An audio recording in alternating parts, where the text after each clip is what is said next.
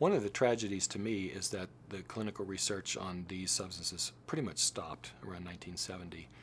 And for me, it's especially tragic because I really believe that these substances played a major role in the development of our philosophy and thinking throughout the world. And I've given lectures where I've told people, if you imagine Paleolithic people hanging out in a cave somewhere, they probably weren't talking about the nature of God or where they came from. They were more likely talking about, did they have enough food stored up? Did they have enough firewood?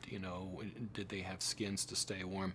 And somebody went out and found some mushrooms growing on some dung somewhere and ate it and went to this magical psychedelic space and came back and shared it. And all of a sudden, there was this context for a new dimension of thinking that had not existed prior to that.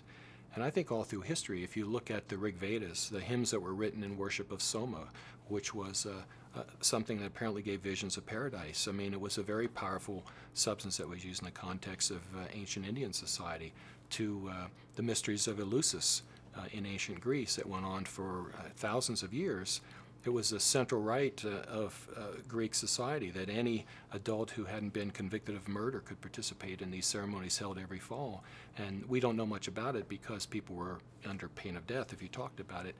But we do know it was an incredibly powerful experience, and probably any Greek philosopher you could name, Plato, Socrates, any of these people probably participated in that ceremony and knew a lot more about psychedelics perhaps than we did for a long time. And in South America, if you look at the use of teo nanocado, flesh of the gods, by the Aztecs, very powerful substance that was used in the context of magical and social rituals, and it was basically lost. The Spanish missionaries came in and pretty much shut down and stopped all of the worship of mushrooms in South America.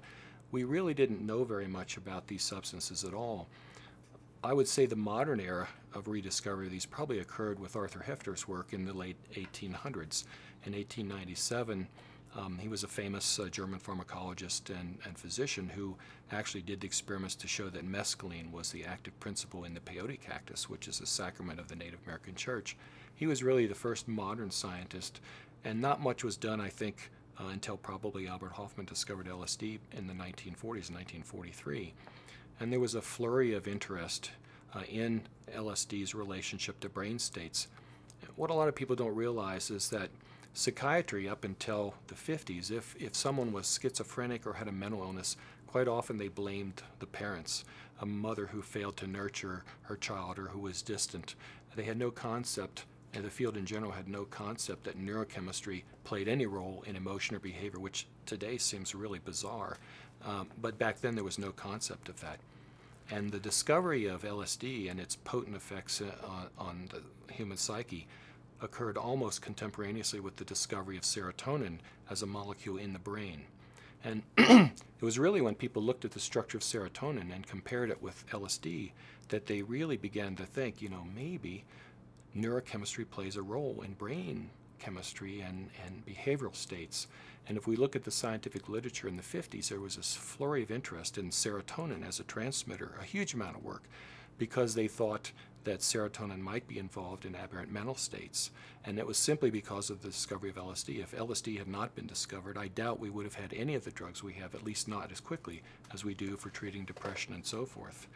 So in that period of time, LSD was hailed as this great breakthrough with thousands of studies and papers published on the use of LSD, and then everything just came to a stop.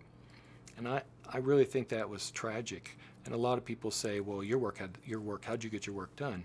The thing that they didn't understand was I could still do preclinical work with rats and enzymes and biochemical assays, but the big picture was missing. We didn't know what the effect was on the human psyche, which was really what we were all interested in.